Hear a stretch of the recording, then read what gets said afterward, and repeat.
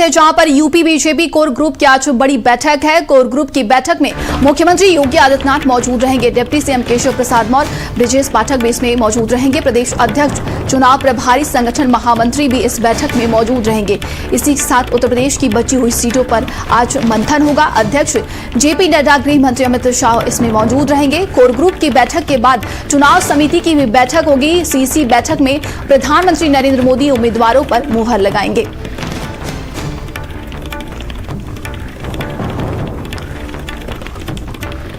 तो देखिए, लोकसभा चुनावों का ऐलान हो चुका है। ऐसे में अब भारतीय जनता पार्टी की आज बड़ी बैठक है। बची हुई सीटों को लेकर प्रत्याशियों का चयन किया जाएगा और जिसमें तमाम लोग इसमें मौजूद रहेंगे। मुख्यमंत्री योगी आदित्यनाथ, दोनों डिप्टी सीएम, यूपी की जो बची हुई सीट है उस पर भारतीय जनता पार्टी प्रत्याशियों के चयन को लेकर आज रणनीति बनाएगी। आज बड़ी बैठक है भारतीय जनता पार्टी की। और ज्यादा जानकारी के साथ संवाददाता दीपक हमारे साथ जुड़ गए हैं। दीपक, आज भारतीय जनता पार्टी की यूपी कोर ग्रुप की बड़ी बैठक है। बचे हुए जो प्रत्याशियों हैं उनके नाम का ऐलान किया जा सकता है। क्या लगता है किस तरह की रणनीति बनाई जाएगी प्रत्याशियों के चयन करने में? ग्रुप की आज बड़ी बैठक होने जा रही है बीजेपी मुख्यालय में, जहां पे उत्तर प्रदेश के मुख्यमंत्री, दोनों डिप्टी सीएम, प्रदेश अध्यक्ष और महामंत्री इस बैठक में शामिल होंगे। वहीं गृह मंत्री अमित शाह और जेपी नड्डा भी इस बैठक में मौजूद रहेंगे और उत्तर प्रदेश को लेकर के खास करके रणनीति बनाई जाएगी, क्योंकि 2019 के लोकसभा चुनाव में देखा गया था कि उत्तर प्रदेश में बीजेपी ने 14 सीट से अपने आप को दूरी बनाना है। 14 सीट पे बीजेपी को हार मिली थी।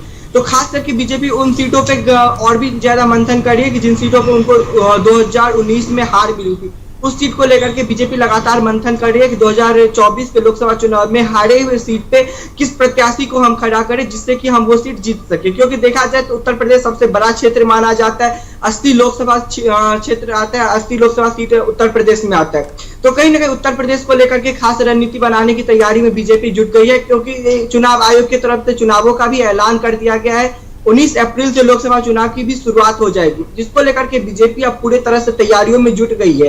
और आज इस बैठक में खास करके उन सीटों पे चर्चा की जाएगी जिन सीटों पे बीजेपी ने 2019 में हार हासिल की थी। और इस बैठक के बाद कल सीईसी की भी बैठक होगी, जहां पे अंतिम मुहर लगेगा कि किस उम्मीदवारों को किस सीट से खड़ा किया जाए। और इस बैठक में प्रधानमंत्री मोदी कल शामिल होंगे। तो देखा जाए कि लोकसभा चुनाव को लेकर के बीजेपी लगातार मंथन कर रही है, लगातार अपनी रणनीति भी बना रही है और लोगों के बीच में भी पहुंच रही है। क्योंकि जिस तरह से देखा गया था, बीजेपी का नारा है 400 पार का, उसको लेकर के बीजेपी शुरुआती दौर से ही काम कर रही है और लगातार एक ही नारा लगा रही है कि बीजेपी इस बार 400 पार लाएगी। क्योंकि देखा जाए एक तरफ से एनडीए का गठबंधन है तो दूसरे तरफ से इंडिया अलायंस का भी गठबंधन है। तो कहीं ना कहीं ये जो 2024 का चुनाव है वो बेहद ही दिलचस्प रहने वाला है। और खास करके उत्तर प्रदेश को लेकर के बात करें तो उत्तर प्रदेश सबसे बड़ा लोकसभा क्षेत्र माना जाता है, क्योंकि 80 सीट वहां से आते हैं। और कहा भी जाता है कि दिल्ली का रास्ता तय करने के लिए उत्तर प्रदेश जितना सबसे अहम हो जाता है। तो उत्तर प्रदेश को लेकर के खास करके चर्चा की जाएगी। और आज इस बैठक में जो मुख्यमंत्री योगी आदित्यनाथ है, डिप्टी सीएम ब्रिजेश पाठक, केशव प्रसाद मौर्य और प्रदेश अध्यक्ष, ये तमाम जो लोग हैं आज इस बैठक में मौजूद रहेंगे। और अमित शाह और जेपी नड्डा के साथ खास चर्चा की जाएगी और हारे हुए सीट पर के विशेष करके रणनीति तैयार की जाएगी कि कैसे हारे हुए सीट को 2024 के लोकसभा सीट में बीजेपी जीते और पूर्ण बहुमत से अपना जो सीट है लोकसभा में वो हासिल करे। क्योंकि जी बिल्कुल दीपक, देखिए यूपी कोर कमेटी की भी बैठक है आज भारतीय जनता पार्टी की। जिस तरीके से आपने भी बताया कि भारतीय जनता पार्टी उत्तर प्रदेश में 80 लोकसभा सीटों का जीतने का लक्ष्य लेकर चल रही है। बाकी जो बचे हुए प्रत्याशी हैं उन पर आज गहन मंथन भी किया जाएगा। क्या लगता है किस तरीके से रणनीति बनाई जाएगी? कई सांसदों के टिकट कटने का भी नाम चल रही है। जी बिल्कुल रणनीति देखा जाए, जी बीजेपी ने अभी तक 2 लिस्ट जारी किया है जिसमें कई ऐसे सांसद हैं जिनका टिकट कट चुका है, जो कि मौजूदा 10 साल से 15 साल से वो सांसद रह चुके हैं, लेकिन इस बार उनको टिकट नहीं दिया गया। तो बीजेपी इस बार सीटों को लेकर के खास मंथन कर रही है, क्योंकि जिस तरह से देखा जाए कि बीजेपी चुनावों से पहले एक नमो ऐप के जरिए एक कैंपेन शुरुआत की थी कि आप अपने क्षेत्र में जाएं और वहां पे अपने मतदाताओं से बात करें कि आपका क्या रिव्यू है। उसके अनुसार बीजेपी इस बार टिकट बांट रही है, क्योंकि देखा जाए कि जो पुराने सांसद है, चाहे हम बात कर ले उत्तर प्रदेश की, चाहे हम बात करें दिल्ली की, चाहे हम बात करें अन्य राज्यों की भी, तो जो कई ऐसे सांसद है जिनका टिकट इस बार कट गया और उन सीटों पे महिलाओं को और युवाओं को और चाहे नए चेहरे को वहां पे उतारा गया है। क्योंकि इस बार बीजेपी किसी भी तरह की रिस्क नहीं लेना चाहती है, क्योंकि लगातार देखा जाए बीजेपी 400 पार के नारे लगा रही है, तो इसीलिए सीटों का जो मंथन चल रहा है, तो उन सीटों पे और जो नए उम्मीदवार हैं उनके चेहरे को लेकर के भी खास करके मंथन किया जा रहा है कि जनता के बीच में कैसा उनका रिव्यू है, क्या जनता उनको पसंद करती है या फिर नहीं करती है।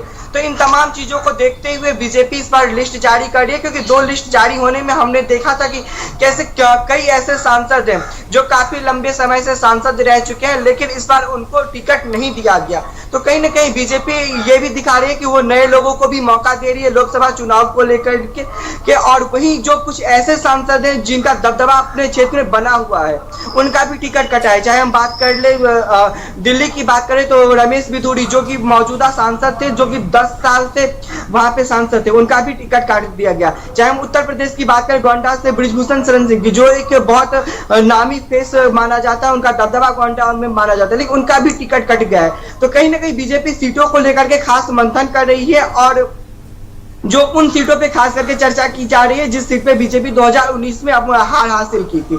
तो आज इस कोर कमेटी की बैठक में देखना ये होगा कि आखिर उत्तर प्रदेश को लेकर के और क्या कुछ खास चर्चा किया जाएगा और इस बैठक के बाद जब कल सीईसी की बैठक होती है तो किन नए नामों पे मुहर लगता है और किन नए उम्मीदवारों को भी सामने खड़ा किया जाता है, क्योंकि एक तरफ एनडीए का गठबंधन है तो दूसरी तरफ इंडिया अलायंस का गठबंधन। तो कहीं ना कहीं 2024 का जो चुनाव है वो बेहद चुनौतीपूर्ण रहने वाला है। जी नंदिनी। जी बिल्कुल, संवाददाता संदीप हमारे साथ जुड़ गए हैं। संदीप, देखिए आज बड़ी बैठक है भारतीय जनता पार्टी की, लोकसभा चुनाव का ऐलान हो चुका है, ऐसे में रणनीति बनाई जाएगी। क्या लगता है किस तरह की रणनीति बनाई जा सकती है?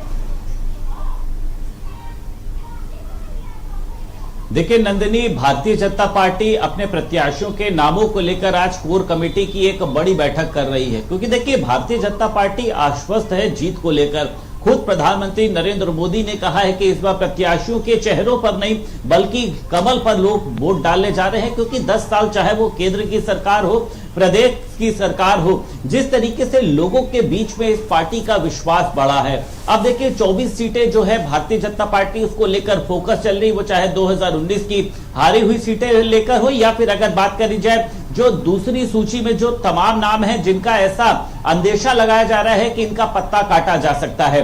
कई ऐसे नाम है, देखिए हालांकि सूत्रों के आधार पर तमाम नाम जो है वो सियासी गलियारों में चल रहे हैं कि भारतीय जनता पार्टी उनको मौका दे सकती है। अब देखिए एक नॉन परफॉर्मर और उन्हीं के साथ साथ जो 70 की जो एक अपनी उम्र की सीमा है उसको पार कर चुके हैं, ऐसे लोगों के नाम काटे जा सकते हैं। सभी को पता है कि भारतीय जनता पार्टी ने महाजनसंपर्क अभियान की बात करी जाए, उसी के साथ साथ जो सांसदों का एक रिपोर्ट कार्ड तैयार करने को लेकर उन्होंने तमाम लोगों को, विस्तारकों को यानी लोकसभा विस्तारकों को क्षेत्रों में भेजा था और एक रिपोर्ट तैयार करी गई है कि कौन सा सांसद जो है वो अपने क्षेत्र में जनता के साथ कितना कनेक्टेड है। आज प्रधानमंत्री नरेंद्र मोदी भी देखिए प्रत्याशियों के नामों को लेकर चर्चा करेंगे। गृह मंत्री अमित शाह, राष्ट्रीय अध्यक्ष जेपी नड्डा, प्रदेश अध्यक्ष भूपेंद्र चौधरी लखनऊ से दिल्ली के लिए रवाना हो गए हैं। डिप्टी सीएम ब्रिजेश पाठक, केशव प्रसाद मौर्य, यानी तमाम जो शीर्ष नेतृत्व है वो मौजूद रहेगा। पार्टी के सामने देखिए चुनौती इस बार ये है कि वो कैसे प्रत्याशियों को उतारे, क्योंकि ये देखा जा रहा है कि किसी भी आपराधिक छवि वाले प्रत्याशी को भारतीय जनता पार्टी लोकसभा चुनाव नहीं लड़ाएगी। आपने देखा बाराबंकी के एक नेता का जब एक वीडियो वायरल हुआ, तुरंत भारतीय जनता पार्टी ने उस पर कार्रवाई करी और ये कहा गया कि उन्होंने वहां से टिकट वापस कर दी है। और उसी के साथ साथ ऐसे लोग देखिए सभी को पता है, बृजभूषण शरण सिंह की बात करी जाए, अपने बयानों को लेकर वो चर्चा में रहते हैं। ये बताया जा रहा है कि उनके बेटे प्रतीक भूषण को टिकट दिया जा सकता है। कानपुर से देखिए लगातार दिनेश शर्मा का जो है पूर्व मुख्यमंत्री वर्तमान में राज्यसभा, उनका नाम चल रहा है। तो आज की बैठक में यही चर्चा होनी है कि किन प्रत्याशियों को उतारा जाना है, जिनके नाम काटे जाने के बाद वहां पे भारतीय जनता पार्टी को अपनी जीत को लेकर भी खतरा ना रहे। सभी को पता है कि देखिए जी बिल्कुल संदीप, तमाम जानकारियों के लिए आप दोनों का बहुत बहुत धन्यवाद है।